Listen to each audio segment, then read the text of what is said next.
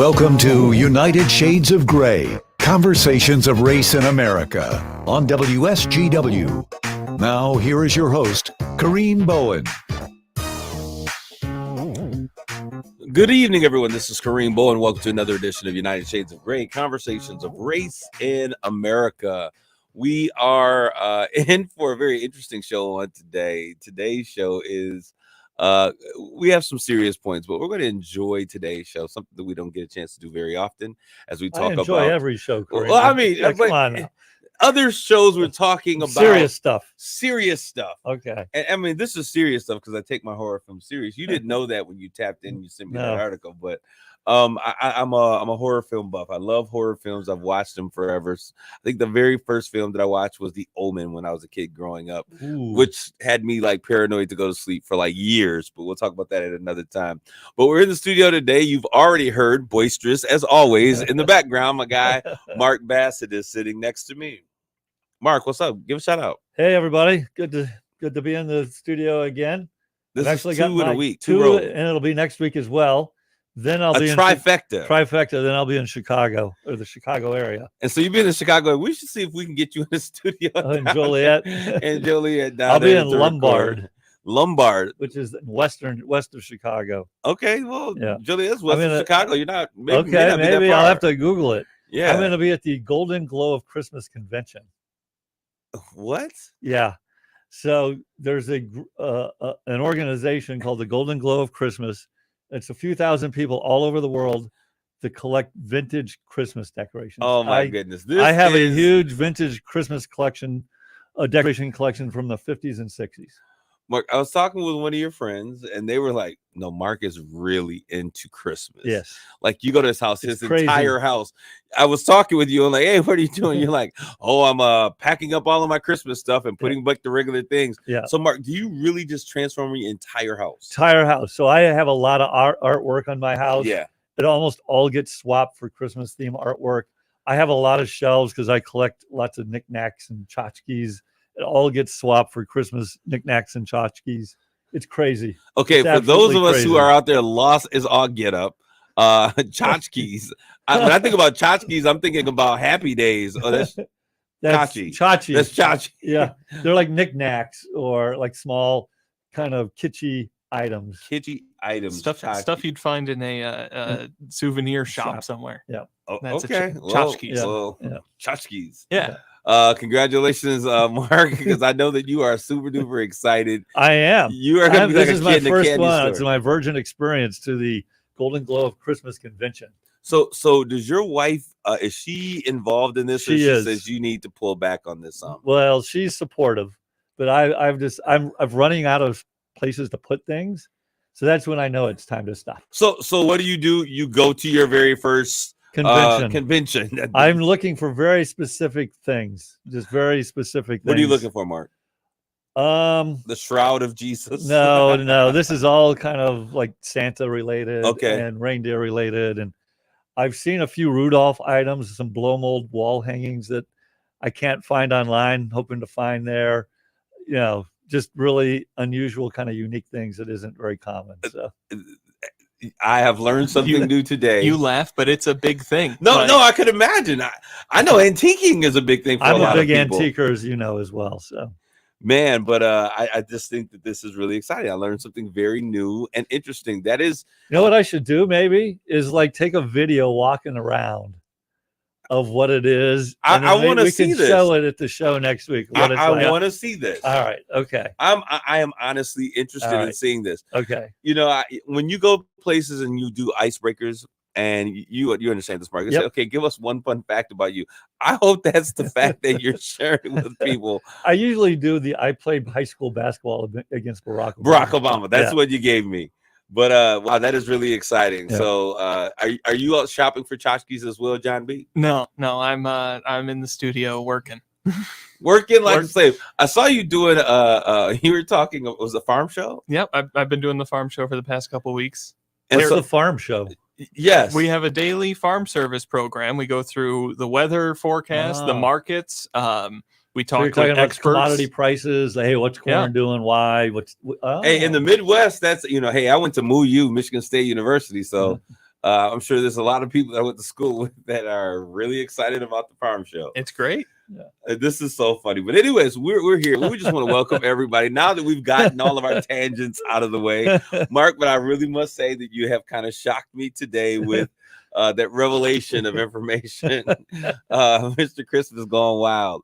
But it is great to be here today. I'm excited to have this fun conversation. We started out very fun, and we're going to get into some very intense conversation at the start of our show. But I really want to make sure that we enjoy this conversation. So those that are tuning in right now, we're really going to talk about the changing role of Blacks in horror film, particularly horror film. Mark sent this as to me. I wasn't sure if you were joking when you sent this to me as kind of a fun thing. Yeah, just a fun thing because there's always this trope about the black guy dies 30 minutes into the movie. It is so true. But you know what? I really want to discuss this because horror films, I think, to the Black community are very different than horror films to the white community. And what's considered horror. And if you look at the box offices and you go back and we start looking at that, it's going to be quite interesting. So I'm excited about that bit of information. But if you're listening to us out there via social media, I see some of you guys are out there. Some Annie Bever's like, so true. If you are listening via social media and you're tuning into the social media event, we will certainly want to thank you. Whether it's on WSGW or United Shades of Gray, Facebook, Twitter, Instagram, we're on all of those things. Go out there and check us out on those platforms, or you're listening to this for the first time on the radio on WSGW, because we know that we do have listeners that do not tune in to our social media stream, but they listen to the show as it airs on the radio. I know that because many of you have said things to me, and we've started and sparked conversations about that. So whether it's here in Michigan at WSGW, or whether it is in Joliet, Illinois, on WJOL, we certainly invite you to this conversation. So we're going to have a little bit of fun today. Big Bro, it says Facebook user, but I know who that guy is. Jeffrey Bulls is in the stream on today. He's being anonymous now. He's being anonymous. Yes. He's sliding into our DMs. Was he the Facebook user last week? You know, I bet he was. Okay. I bet he was. All right. And so it'll be interesting to find out what happens. But we want to start off by talking about what's hot off the press. And as I told you last week, we were talking about the fact that Carlos Santana had passed out on stage in Detroit, Michigan at the what's the new name of this? It's the new old name, Pine Knob. Pine Knob. It used to be DTE Energy Theater. Now it's back to Pine Knob. The world was like, oh my God, he passed out. But what did I tell you was the issue? I said probably not enough water and probably a little bit more liquor than anything else. I don't know if it's the liquor thing, but it was definitely dehydration. And it was hot too. And hot. Yeah, heat exhaustion and dehydration. And so when you're pushing, what did you say, 70? I'm looking it up you right know, now. Mark, he's got to be in his 70s. He's somewhere around there with you He's guys. older than me. No, I'm 61, for God's sake. I think, if I'm not mistaken, I think he's 77. That sounds about right. I think he's 77. Because he had to have been in his early 20s in the late 60s when they were playing Woodstock. And 74. 74. I got it right here. Okay. Well, I added a few years for you. Salud, Carlos Santana. Do you have a favorite Santana song or album? I mean, for me, you know, my favorite song is going to be Maria Maria, because it is the most contemporary / urban song. I like the other one. That is other. Which one? I like Oye Como Va. Oh, I do love Oye Como. Black Magic Woman, Evil Ways. I had someone just give me an album of his, a CD of his 2 years ago. Okay. And it was the Oye Como Va. Yeah. I speak Spanish, but I'm stuttering like a fool over here today. But I do like Oye Como Va. The beat is really good. Depending on the time and where you are, it can be a great. You should play that for your barbecue that you're gonna have coming up. Right. And put that theme out there, and we'll have some fun. All right. So Carlos is doing well. He's recovering well, and things are going well. Now I want to share this with you because we talked about this a little bit, I think, last week. So you touched on it, but I think it was in a tangent. You didn't. It was a tangent. Yeah. It was a tangent. Now I'm coming back. I have woosad, Yeah. and I've had my moment, and we'll talk. But these community prayer circles, and this one is called Community Prayer Circle, CPC, I guess is what it's called. I attended one on last week. Did you? Yes, and they've been having. I didn't know this, but they've been having these in Chicago. They've been having in Michigan, all over the Midwest. They've been having these CPCs, and so they asked me to host one. So we had one, and of course, I came with my chip on my shoulder because I was mad. I was mad at all of white evangelicals because they did not come to my out of aid. curiosity, who was like? Was it at your Potter's Touch? Yeah, it was at Potter's Touch. And so they came and who's they? Help fill in CPC. It's an organization. Okay, well, who is there? I mean, CPCers. Okay, who is that? What does that mean? Community Prayer Circlers. Right. That's the name of the group, CPC. Okay. So Community Prayer Circle. It was a blended worship of we led worship. So our ministry led worship, and then we joined in prayer, and we prayed for our city, for our county, for the state, and all those other things. And it was pretty interesting how God led, and we had a very nice time. And so I just wanted to encourage, if people are out there and you're listening, to get in those circles. I did have an opportunity to share my feelings toward where I was, and I think that's very important. One of the things. Now, go ahead. I mean, I would assume this is largely Protestant or ecumenical kind of people. Yeah, I don't think. Yeah. And so, but where I was going with this is white people attending prayer circles, and I'm assuming you're praying for peace and unity and all of those things. Yeah, the nation, those leaders. Aren't a lot of what I would call super conservative white evangelicals that you're frustrated about necessarily. Well, not all white evangelicals are the same. Well, no, and some of these were they. Okay. Oh, really? Yeah. So it's a mixture. It's a mixture of folk. Because I wouldn't have thought they would be. Interesting. No, we had a mixture of folk that were in this group, and that was one of the things I did my eyebrow raise on, like, I don't know. But if for those of you who understand me, you know what that means. But that's my interpretation. But I did it, and it was not the worst thing in the world. But one thing that was very important to me, and I shared, and I'll continue to share, is, and this is about prayer, and it's in reflection of our conversation on last week about is faith relevant anymore. But one of the things that's very important to me is that I think, and I just gotta say it, I think white people are tone deaf to the issues that Black people raise a lot of the time, and it's just foreign. It's like, again, like we've had these conversations. It's like I don't even think about, like, I need to be worried about my safety if I'm pulled over by a cop. Yeah, it's just never. It's just you're not. It's just not how your life experience is like. Yeah, and so for me, it was, and honestly, the biggest thing is just see me and hear me. Okay, understand what I'm feeling. Don't try to make up for hundreds of years of oppression. I just need to let you know that this is how I feel. I need you to be cognizant of that, and as you deal with me, keep those things in mind. Be empathetic. And that Mark, that's the thing that I think is well with you.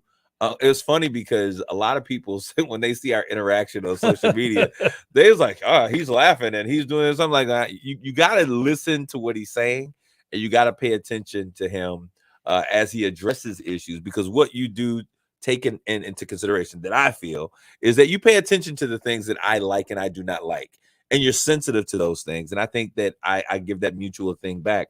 And in so many spaces, I'll say white spaces, and especially prayer spaces, when it comes to the church, the lady, this was fun. This is what got us to the conversation. In the midst of our prayer, in a Black church, in a Black community, with a Black pastor, we're praying, and she's like, "Lord, I pray for the unity. We want to pray for all of the police officers out there because we need them, Lord." There's nothing wrong with praying for police officers, but it's the wrong venue to be doing that, probably. But are you that deaf to understand what's going? Yeah. That's what I'm saying. And so I think that we have to be, if we're going to have these conversations, if we are ever going to have conciliation of races, there has to be an understanding that we got to open up and listen sometimes. And George Bush said this the best. And me and George don't agree. This is the son. We don't agree on very much. But he says one of the things that he's learned over the past decade since he was president is that when it comes to communities, of color, especially African Americans. He's done a lot of talking, and it's time for him. And he believes white America to listen. And that's the only thing that I'm saying. Just listen to what I have to say, and you'll understand where I am. And I'm not an angry or a scary person, but I do think that my opinions are necessary and they should be heard. I think the fact that we're here today and we're on this station and that WSGW listen giving you a platform is important. Yes. Okay. So thank you. So that I'm off my. So if you are out there and there is a community prayer circle, and they're calling them a couple different things, but it is called CPC. If you're out there and you want to get one started, there's Sharon Voss out there, 792-2106. She told me, hey, you can get that number out. They're putting them together. They're going to black churches, white churches, Mexican churches, and encouraging all of these folks to come together and to begin to have real conversations and pray about the issues that are really out there. So I think that that's very important. I do want to give a shout out to the Great Lakes Bay, the LPGA Dow's hosting them this year. This time, those of you who are out there, we were talking about this. We're not talking about Dow and the NASDAQ. We're not talking about New York. We're talking about the Dow Chemical Company. We know Art Lewis was on WSGW earlier today with their executive director, just kind of talking about what's going on. And I will be on location. Maybe not on location. I don't know if I'm going to do on location. We're going to talk about the Midland Country Club. You're going to go watch women's golf. Mark, okay. So let me let you guys know this first of all, because I got to give credit where credit is due. I'm upset because I can't use the facility this week. I've got my 2 granddaughters with me, and it's going to be a pain in the butt to go use it. So. Oh my goodness! As a sitting, that lady bringing up the police, she knew exactly what she. No, I'm telling you, this woman was too old to really consider the time or the day. It was, I think, a matter of her not being sensitive. Yeah, tone deaf. Tone deaf. Yeah, absolutely. I don't think she did that on purpose. Yeah, I really don't think so. I don't know. She was just kind of praying. I was just like, this lady is, come on, woman. But anyways, so no, what I want to say is that my first time at the Midland Country Club, actually, have I ever been to any other country club to just go to the country club? You and I've had lunch. I was going to say that the first time I've been to the Midland Country Club. I've been to the country club. I've been to the golf courses, but I don't know if I've ever just sat around and chilled and hung out. It's a beautiful facility. Beautiful facility. But hey, I'll be out there again sometime this week, interviewing and taking kids for an opportunity to meet some of these golfers and kids in black communities. Y'all think everybody is like Tiger. All of us ain't Tiger. So I golf maybe twice a year is the extent. Mark, do you golf at all? I gave it up about 7 years ago. So why'd you give it up? I didn't like the sport to begin with. I found it boring. I'm so glad a white man said that and not me. I found it boring, and I didn't have to do it anymore for work. When you come from basketball and football, and I say this, and at the same time, I'm thinking about how what they're intense. I was going to say Charles Barkley and Michael Jordan. A lot of athletes actually now are moving into the golf space. I think that's more. It's a game you can play in forever, 90, forever, yeah, and you can be competitive in your own way. You're competing against yourself. I just need more contact, high speed things going on. That riding on the cart and waiting, and it doesn't work well with me. So kudos to those who have the patience to do that. Moves way too slow for me. But anyways, we're going to move on. I want to talk really quick, and we got 6 minutes. We're going to really bite into this real quick, but hopefully we can get through a conversation. On one of the other shows that I'm on, a Straight Talk on WTLZ. It's a Saginaw station that is an urban station. I brought up the fact of the differences, and we talked about this a little bit on last week's show, between the situation with the Highland Park Massacre guy, who we won't say his name, and also the situation that took place in Akron, Ohio, with Jalen Walker. Now, not to mention that Walker is also one of my family names. I was like, are we related? Because my uncle Thaddeus Walker is from Akron, Ohio. So I'm still trying to figure out if this kid may be somehow connected to my family. I don't know if he is or not. But anyways, we were looking, and as the details have come in, it's been a whole week now. There are some very real differences. And Mark, you said we can't continue to just kind of spin these things off as that they're one off. Eventually we'll have to take a look at them. And looking at the fact that there are so many similarities to the stories. This guy stood on the top of a roof. He shot these bullets. First of all, what kind of crazy must you be to plan something out like this, where you actually are standing above a building, and it's not like you're shooting into the dark. You're shooting at folk, old people, because a lot of old people died. Yeah. I mean, And this isn't. Yeah, I mean, this has happened before. it's crazy, but yeah. it to me. I'm like, this is so crazy. It is. Well, this guy was certifiably crazy. I don't know how. I mean, he's threatened his family. He'd been. Yeah. Anyway, we've talked about it last week. Yeah, but these are the issues. So this happens. He gets into his car. 10 after 10. The parade starts at 10 o'clock. 10 after 10. All of this stuff takes place, right? We have this whole litany of things that he's doing. He changes into women's clothes to get away. He gets in his car. They find him, I think, at like 7:40 later that evening, right? And it was because he was considered, I think they put an APB out on his car or whatever you call it. And he was a person of interest, armed and dangerous, right? This is the story. He is armed and dangerous. So Jalen gets pulled over, no record, any of these things. And he's pulled over because they're talking about maybe a tail light or something stupid. I'm going to tell you, I get that tail light thing so many times that it drives me bananas. And I'm just like, okay. You get pulled over for not having. Well, get your taillight fixed. Well, I mean, you get it. I'm just saying it'll be a tail light. One day it was the light for, and I'm serious about this. Oh, we pulled you. What did you pull me over for, sir? So I was going the speed limit. We pulled you over because the light on your license plate is not. We thought it was out, but it's just dim. Okay, so can I go now? Since you see that it's on and it's not out, can I leave? No. Can we get your driver's? This is what they were doing in New York. That stop and frisk. Was it Mayor Bloomberg? Had that stop and frisk going, stop, pull them over, check the record. Maybe you'll find out something. This is one of the reasons that leads to the number of instances of encounters of police officers and African Americans that continually leads to these situations happening. All of that put aside, this kid, the guy that the Parkland shooter, he is now in a speed, somewhat of a low speed, high speed, mid speed chase with the police officers. Short lived. They drag him out of the car. No further incident. The black kid jumps out the car and he's running away from the police officer. He gets shot 60 times. They were saying, yeah, that's I mean, it just 90 times, 90 different bullets is what they're saying probably were shot. Yeah, the sheer number of bullets is just crazy. So what do we account that for, John? Like when you look at this, what do you account that for? I had not heard the circumstances of the Highland Park shooter's arrest. Yeah. But I can't. 90 seems excessive.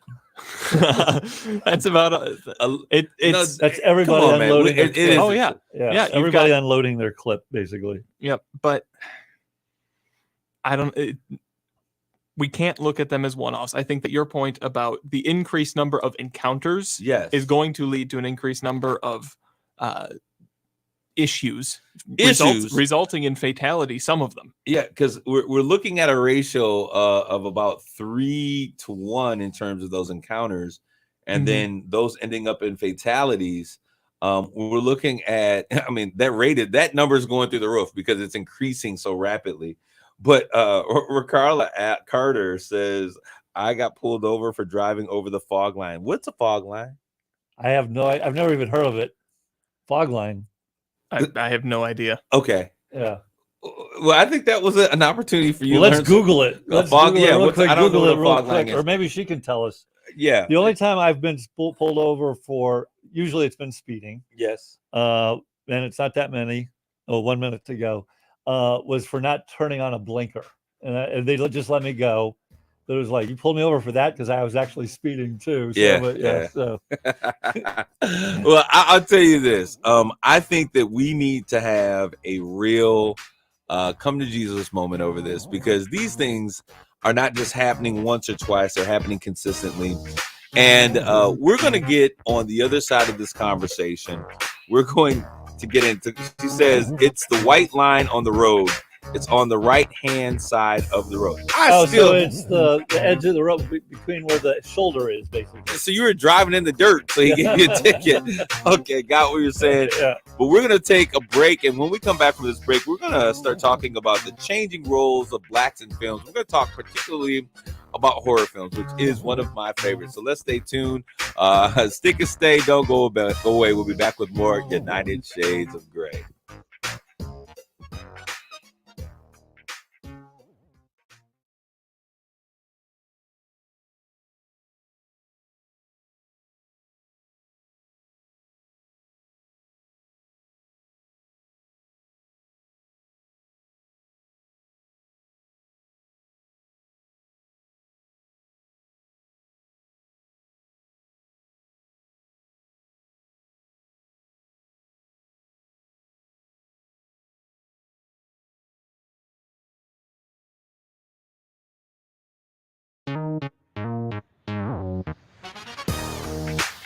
You're listening to United Shades of Grey on WSGW. Hey, this is Kareem. We're back with more United Shades of Grey. We're sitting here, and I have my producer checking on what one of the social media individuals said the fog line is. She's saying that he said that she drove over it, but corrected myself. He pulled her over anyway.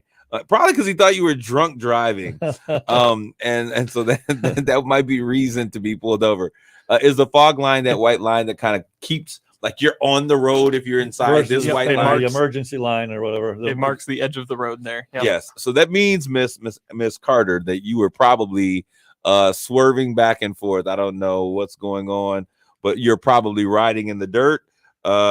Thank you, officer, for pulling Miss Carter over and making sure that we were all safe. Do you know Miss Carter? I do know Miss Carter. Okay, good, because I was going to say you're making some accusations. No, she's an old colleague of mine. An old colleague of mine from Michigan State University. Our time down in East Lansing, Michigan. Right. So great job. But that's funny. All right, so we want to talk. Today I got an article, and I'm going to pull that article up as well. But we were talking. Mark sent us this article, and he often sends articles. And I know that he did not recognize this nor realize that I am a fan of scary movies. And so there was an article that was written, and it was talking about 9 iconic Black characters in horror movie history. And Mark, where'd you get this article from? Probably on my Google feed or Yahoo feed. Okay, and so of course, if you've ever seen the movie Get Out, that is the image that is showing there. Now, let's talk a little bit about horror films, and I think that this is interesting when we look at this. What do you consider a good horror film? When you think about horror films, what are horror films to you, John? To me? Yes. I think that there's a bunch of subgenres, but I think that it's a movie that you go to feel scared. And I don't know why I don't like that. I don't like feeling scared. I don't normally it's the same like I don't like these slasher movies. That's just gore. Those are gore movies. I like Exorcist. To me, it was like a classic horror movie because I love made a brother messed up for a while. Yeah, exactly. Or Damien or The Omen.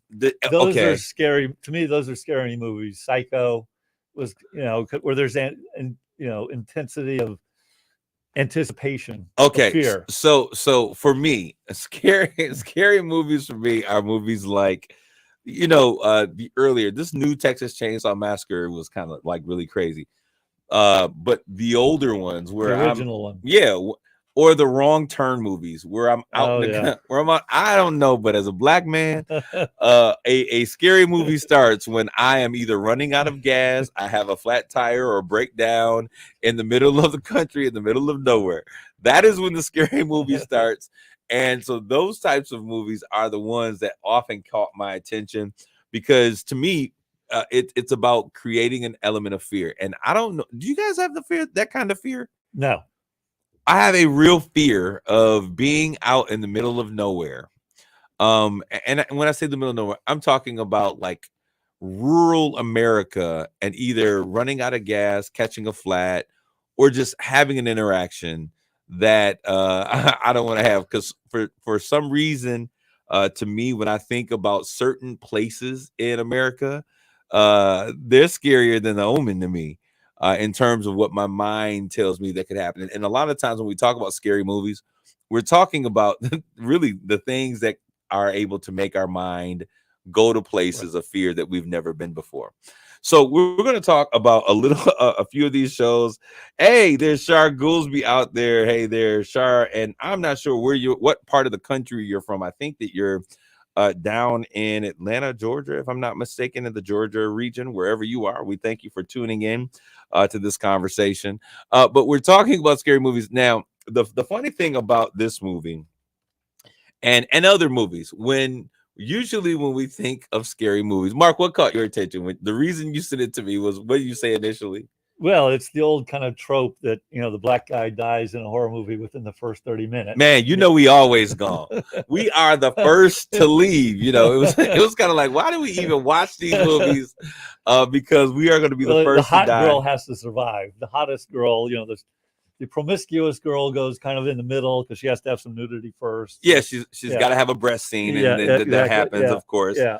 And then so someone saves the day. But what I love about the article that you sent when it talks about this, it was really kind of keying in on how America sees that blacks have star quality, especially as it relates to these horror films. Now, it was kind of interesting that when we looked at who were these stars in these movies, those of you who are out there, movies like Queen of the Dam, Aaliyah is one of the most iconic. She still is one of the most iconic R&B / hip hop. She was Beyonce. If Aaliyah were yet alive today, she died in a plane crash, filming a video, Rock the Boat. If she were still alive today, Beyonce would not be. The space would not be available. But holy cow! I just looked up Jordan Peele. Sorry to interrupt. No, go ahead. What happened? And he's directing a lot of these horror movies. He's the comedy guy. Jordan Peele is? You didn't know that Jordan Peele had gotten into horror? No. Oh, that's the thing that Peele I know the most. What's the guy? Key and Peele. Yeah. Yeah. No, he after Key and Peele, he really went deep into the horror genre. I just genre. looked him up, and I couldn't believe it. Yeah. Talking about 180. Holy cow. He's good at it from what I hear. Yeah. Well, see, there are different types. And so when we look at them, the ones that I like are the quintessential horror films, the ones where there is the unexpected scare, the friend that hides and you're waiting for somebody to jump out of and it's actually something that just kind of catches you off guard, a friend that's playing a trick. I am a fan of, and I guess it is a slasher movie, but when you look at movies like Jason, Friday the 13th. You like those? I like those films. I like the earlier ones because there was this element of surprise. And the thing about Halloween, Michael Myers was just kind of the guy that just, I don't know about. Okay. I liked the earlier ones, but when you got to Busta Rhymes also survived a one of the horror slasher films as well because he was in Halloween. But the thing that I've come to understand is that Black power is star power, and I think that has been the interesting thing, and that's what I was saying. Like when we began to create space in there, I think it was Aaliyah with Queen of the Dam. She was the star superhero in this movie. Then we've got movies like Candyman that were out there, and you have now the Bone Collector. You have these iconic presence or these figures that are created that are African American, that are Black, that are the ones that are doing the tormenting, and it's something that we've never ever seen. What about this is going back a ways? Live and Let Die, the James Bond movie where you had the Uncola guy. That guy, he and there was I'm drawing a blank. They were kind of the bad guys. They were scary too. In the in a James Bond film, Live and Let Die, they were into voodoo. Jane Seymour was a voodoo princess. Anyway, sorry. So that one threw me for a loop. I don't even remember that one. And I see John over there trying to figure out exactly, Mark, what you're talking about. Yeah. It's probably something from the 60s that is way before. It was early 70s, I think. I'll Google it sorry to interrupt you. I'm messing you up. No, but my thing is this. So I love the fact that America, the world, the film industry now understands the star power that comes along with these with Black movies and Black actresses. It highlights the fact that the Wayans brothers, which is I consider spoof comedy. Is that how you would define that? The Wayans brothers? Yes, spoof comedies. Yes, spoof. I have never seen this many brothers in a James Bond film. He's showing me, for those of you who are out there, I don't know if we can get it in our social Baron media. Samedi, I think, is the Uncola guy. He did the 7-Up commercials because he was doing the undead thing. He was a voodoo guy. Yeah, for those of you listening, I'm showing an image. And which one was this, Mark?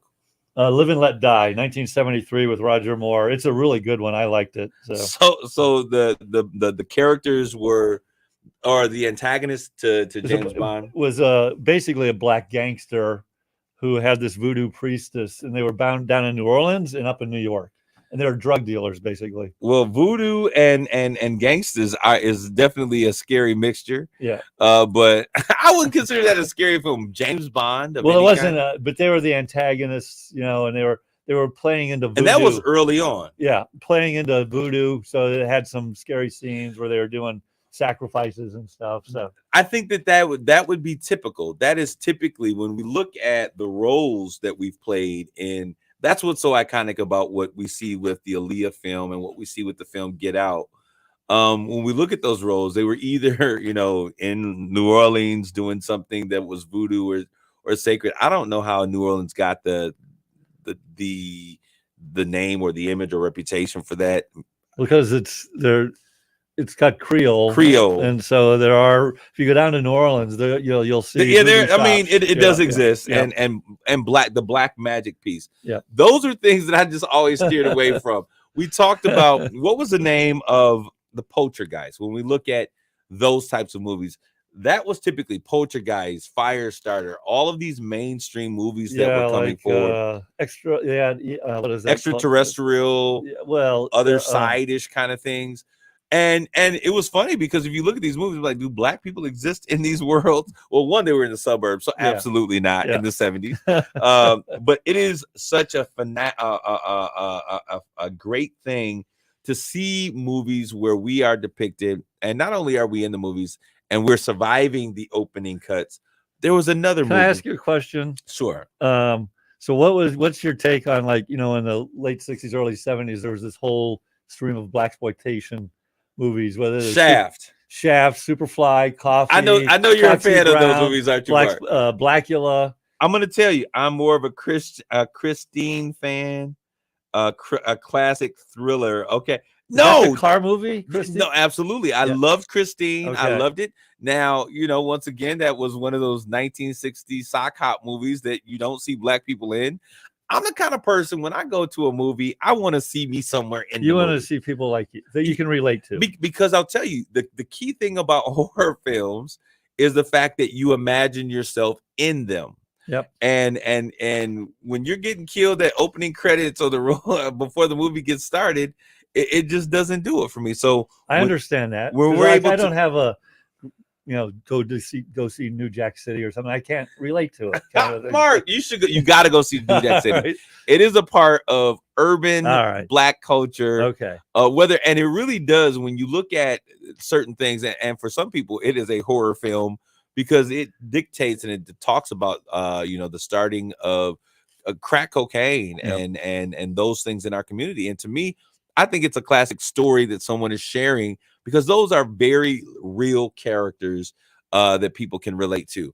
But back to your question about the blaxploitation films. So anyone that's out there, blaxploitation are films where they're the Shaft films. They're Superfly. I'm Gonna Get You, Sucker. What are some of these other films? Coffee, Foxy Brown. Pam Grier, man. Iconic. Yeah. Foxy Brown, Pam Grier. Mark, I heard the excitement. Married. Yes, he's excited. He understands. Yes, the Mac. That's a great soundtrack. I have that soundtrack. So these are films where, and we call them blaxploitation films. And, you know, I've never really thought much, but there's somewhat of an exploitative. Yep. They're playing factor to an audience, kind of an exaggeration. Like same time they had sexploitation films, kind of softcore. But I'll tell you this. Yep. These films were great. Willie Dynamite. Oh, wow. Dolomite, Dynamite.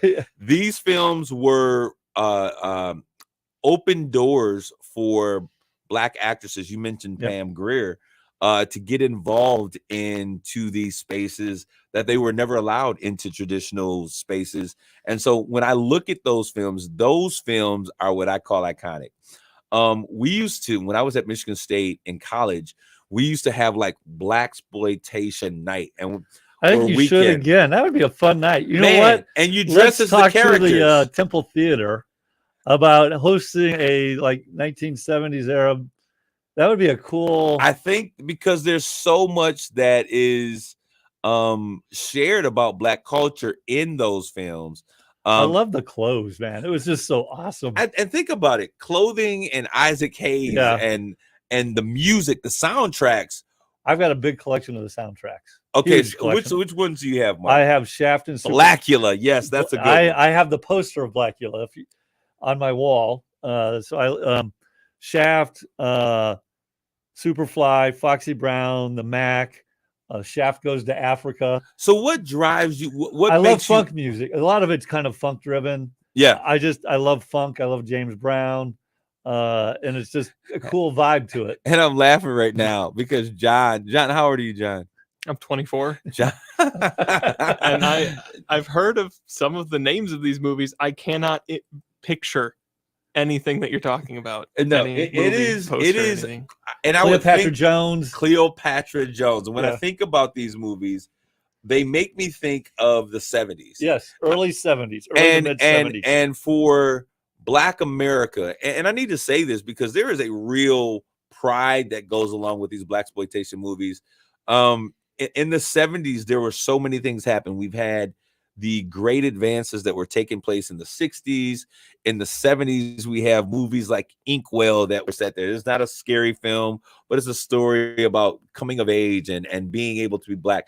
These were times when Black people were now having property issues and property, not issues, but being able to have property, and we're buying cars and we're becoming a part of the quote unquote proverbial American Black dream. man was a hero. We were here, yes, taking care of, like, usually the man. Absolutely, taking advantage of them, and they were coming out on top. And we didn't have those stories. I mean, up until these blaxploitation films, our horror stories or horror films were like Roots. We don't want to have those experiences and have to go through these things. And it gave us an out, if you will. And I think what these films are what's so fun to me about horror films is that for a short period of time, it allows someone else's multiplied problems to be greater than the things that I'm dealing with myself. And you kind of just allow yourself to enjoy and to be a part of the fantasy and to just really have a good time. I think now that you've said that I think that's why I want to go to a movie. And what do I like? I like action where the good guy wins. And I like romantic comedies where they get together at the end. And so I want to have like simple. It's a cheese fest. I like cheesy movies. I want to feel happy at the end, and I don't want to be in some complex, dark situation. I have enough, at least I used to anyway, pressure and complex. Mark, the hood is dark. The hood is depressing, and so these things, and so what these things did, and in many ways, and I saw our Facebook user, I think it's Jeff Bulls, if I'm not mistaken, he put up Cooley High. Those shows were phenomenal. What they did, though, was they allowed a space in Black America where we saw the hero, where we saw the solution. Someone like you was the hero. The solution to the problem. I remember when the movie, have you ever seen this movie? And this is not a horror film either. You ever see the movie? It's called White Shadow. I was a really little kid. Well, I just remember the show. The White Shadow. That's what I'm talking about on TV. The TV show with the coach, the big guy. He was his coach. Son. That wasn't Blair Underwood. It was, what was that black guy's name that was in the movie? In the movie? Yeah, in the TV show. The TV show. Well, he was the white coach of a black team, high school team, if I remember correctly. Oh yeah, for some reason I remember a black, but he had an assistant black coach or something. Maybe let me Google it. I used to watch. But there was a movie called White Shadow. It was about basketball, so I figured you would like that one. And I would remember shows like that. And we had, the black man who I cannot remember his name. You can't figure out who it is, Chandler. Yeah. He has a son that's out acting right now. It was not an all-black team. It was a mixed race team. Yeah. One of the lead guys that's on this show, who I don't see on here, is his son now, is an actual actor. And he looks just like him. Here's the cast. So he's White Shadow. This does not look like the show that I remember. See, things as a kid were so different, but I remember. So as a white kid, that's kind of like coaching black kids through the issues that black kids have was a really interesting thing. Now I cannot remember the guy's name that I'm thinking of that was one of the assistant coaches in the show, but his son is now a very famous actor and is playing on like one of the NCIS movies. But I love that show because it began to show, and it was a bridge show. It was in that Archie Bunker space. Yeah, it was in the mid-70s. Where shows were beginning to say, okay, let's see how Black folks do with Q ratings. Yeah. And if people will watch these shows. And if you guys don't know what Q ratings are, it's real where they take you and, when your image on screen, how does it fare? Do people watch? Do they turn away? And they assign you a rating. And so we have those shows like Cooley High. We have White Shadow. We've got the bunkers that bring in this new understanding of what happens when white folks and Black folks then you have Good Times, which was all Black, which was because the bunkers, the family Archie Bunker, they spun off the Jeffersons. Absolutely. Now you know what's funny, and this is somebody's nightmare film. I was watching reruns of the Jeffersons, right? Because I got them on, was it Netflix, and you can get unlimited Jeffersons.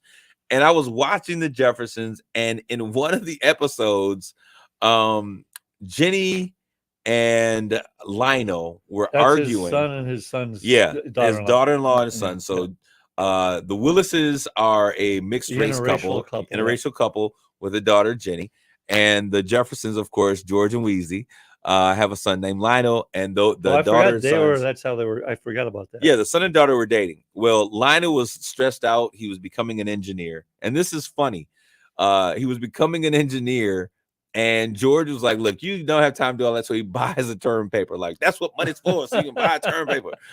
But so they get into this argument. Both families are now feuding. And Louise, who's usually the voice of confidence, she comes in and she says, listen here, Helen, you're not going to talk to my husband that way. And George says, that's right, you H word, which he always calls him the H word. And then Tom Willis turns to him. He goes, that's because you're acting like an N-word. And I was like, they actually did this on TV. I thought it was phenomenal because that's probably where most people are.